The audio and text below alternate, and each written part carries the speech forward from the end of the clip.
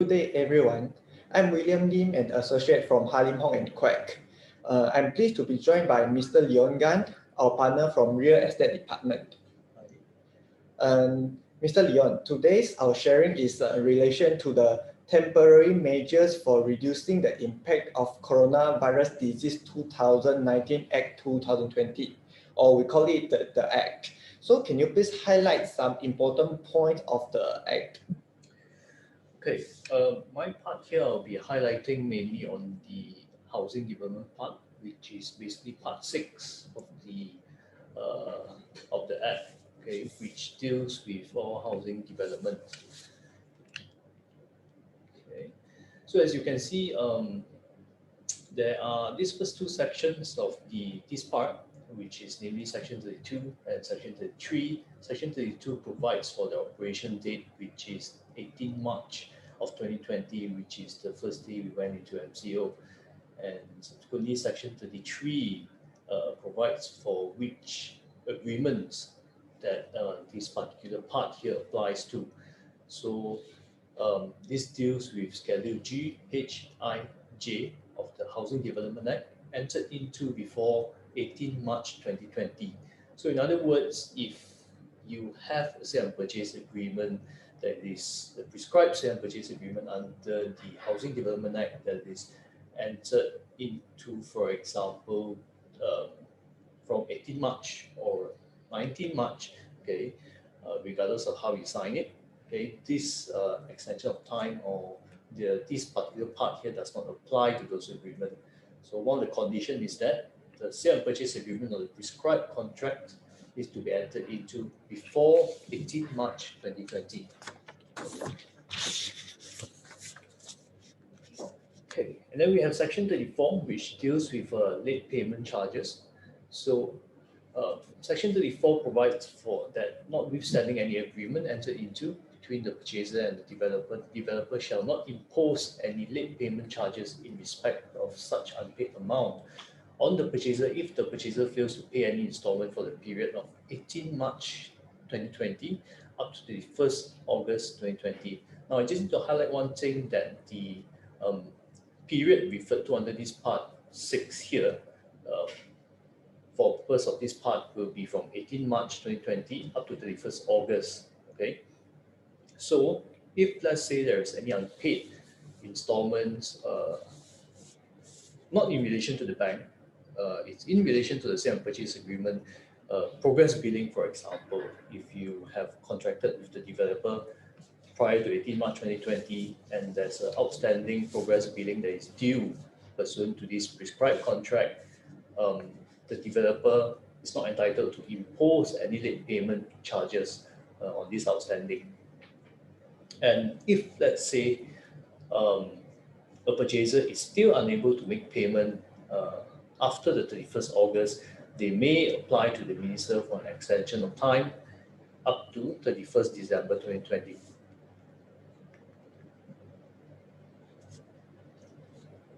And Section 35 deals with delivery of vacant possession and liquidated damages. So this concerns a lot of the housing developer as far as the time to deliver vacant possession is concerned.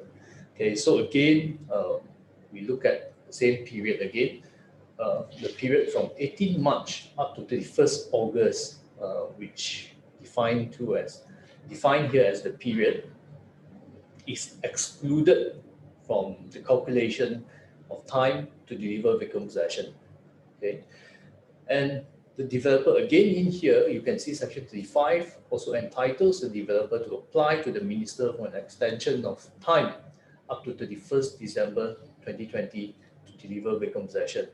Okay, and if the purchaser is unable to enter into the possession or occupation, okay, from the date or service of notice from the developer from this period, okay, the purchaser shall not be deemed to have taken vacant possession. This is because in the sale and purchase agreement, there is a deeming provision that says that upon the expiry of 14 days from the developer's notice, the purchaser will have been deemed to have taken vacant possession. Okay, this is a standard clause that is applicable in the prescribed sale and purchase contract under the Housing Development Act.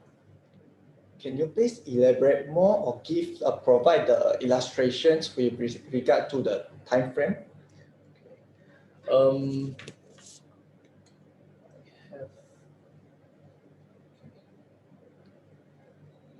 Here is an illustration of the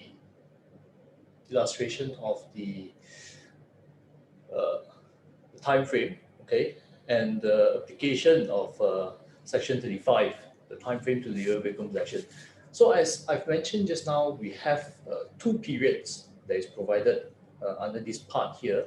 Firstly, the period from 18th March up to 31st August, okay, which has a total of 166 days.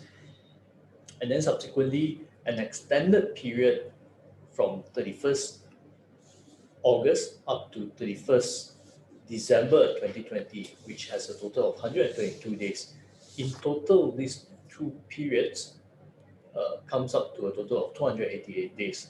Okay, so give you one example is if the date of delivery of vehicle possession in accordance to the sale and purchase agreement, okay, falls within the period of 18th March to 31st August 2020. So the number of days between the initial vehicle possession date, okay, vehicle possession date from 18th March 2020, you need to basically add 166 days to the vehicle possession date. Okay? And one example here will be if, let's say, your sale and purchase agreement date is 27th March 2017, okay, with vehicle possession to be delivered within 36 months. So the supposed date to deliver vehicle possession in accordance to the sale and purchase agreement should be 26 March 2020. Okay, however, in lieu of this act, okay, the date to deliver vehicle possession now, in accordance to Section 35 of this act, okay, has been revised. You have to add 166 days to it, and it becomes 9th of September 2020.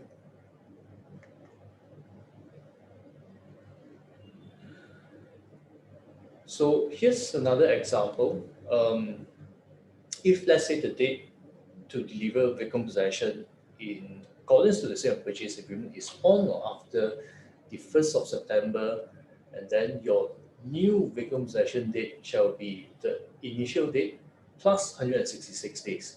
So remember the 166 days period that we've mentioned just now. Okay, and the illustration here will be, for example, the date of your sale and purchase agreement is 2nd of September 2017, and the developer is supposed to deliver vehicle possession within 36 months from the date of the sale and purchase agreement. Now the date to deliver vehicle possession would be 1st of September 2020. Okay, so based on the extension, by applying Section 35 of this Act to the time frame here, the new date to deliver VP would be 15th of February 2021.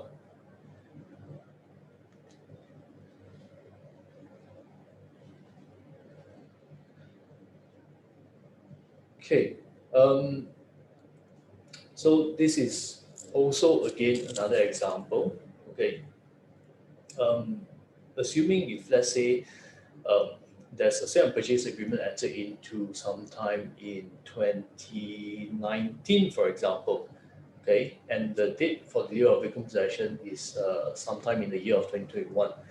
So what happens here is that you have to take that date that the developer is supposed to deliver the vehicle possession and add another 166 days from here, okay, and the vehicle possession, for example, the sale and purchase agreement date here was supposed to be 2nd of January 2018, and so according to this, the vehicle possession is supposed to be delivered on the 1st of January 2021, and by applying Section 35, the new date to deliver VP would be 17th of June 2021. Another example of the time to deliver vehicle possession here, it's another illustration that's provided here. Okay, it's the same. I think the principle here is quite simple, fairly simple. Just remember the period of 166 days. So assuming the time to deliver VP is at a certain date, just add 166 days to it, right? Okay, may I know, is there any modification on the defect liability period? Okay, the same thing applies. Okay, before I go into the defect liability period, I think let me cover this part here. Okay, remember the period that I mentioned that the 166 days, okay, to me, my interpretation is that this 166 days period time frame is supposed to apply automatically by virtue of the coming into force of this act. However, what we understand from the Ministry of Housing is that the developers actually need to apply or submit an application to the Ministry of Housing to obtain this 166 days extension period, or this period, to actually apply this 166 days extension for them to deliver vehicle possession. However, I do not think that it's quite right, because nowhere in the Act says that this 166 days period requires the minister approval or any authority's approval in that regard. However, of course, the second period, where after 31st August 2020, the extended period up to 31st December, from 31st August up to 31st December, that period, of course, is something that you need to apply to the minister, and the granting of this extended period is subject to the discretion of the minister. And we also understand some housing developers from some of our clients that they have actually applied to KPKT for purpose pursuant to this, and I think some of them have actually gotten reply to their application, and so far those has been in favor of whatever the developer has applied for. Okay, so just now you asked about the defect liability period. Defect liability period is dealt with in section 36. It provides that notwithstanding any agreement entered into between the purchaser and the developer, defect liability period after the date the purchaser takes frequent possession of a housing accommodation and the time for the dealer to carry out works to repair and make good the defect, shrinkages, and other faults in the housing accommodation shall exclude the period from 18 March 2020 up to 31st August 2020. So again, the same principle applies. Between the period of 18 March up to 31st August is 166 days. So you need to add 166 days to the defect liability period that you enjoy with the developer. Okay, so in other words, purchasers are entitled that are still under defect liability period coverage may add 166 days into the computation of their defect liability period. Okay, and if any purchaser feels that the aggrieved and still that they don't have enough time to basically get the developers to rectify whatever defects they have with their property, they may apply to the minister for an extension of this period up to 31st December 2020.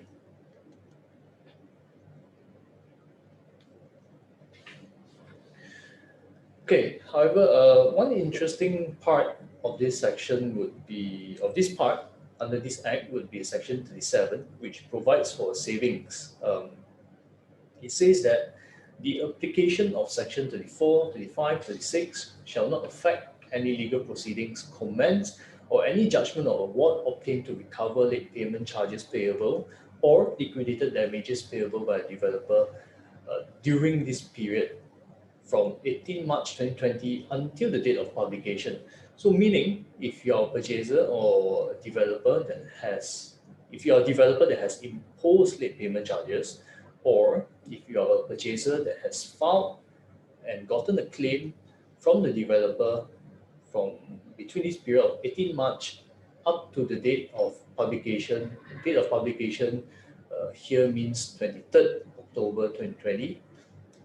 You may not get a refund, or there shall not be a reversal of whatever that has already been decided. So this particular section basically excludes whatever that has been filed during this period from 18 March up to the date of publication.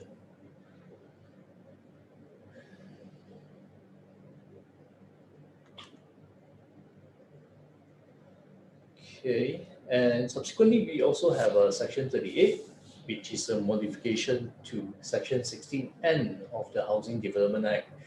If the limitation period for the home buyer to file a claim has expired during this period of 18 March up to 9 June 2020, the home buyer may still file a claim with the Housing Tribunal between 4th May to 31st December 2020. The rationale here is that the Housing Tribunal was not operational between those periods, and then subsequently home buyers, when they came back into operation, was from 4th May up to 31st December.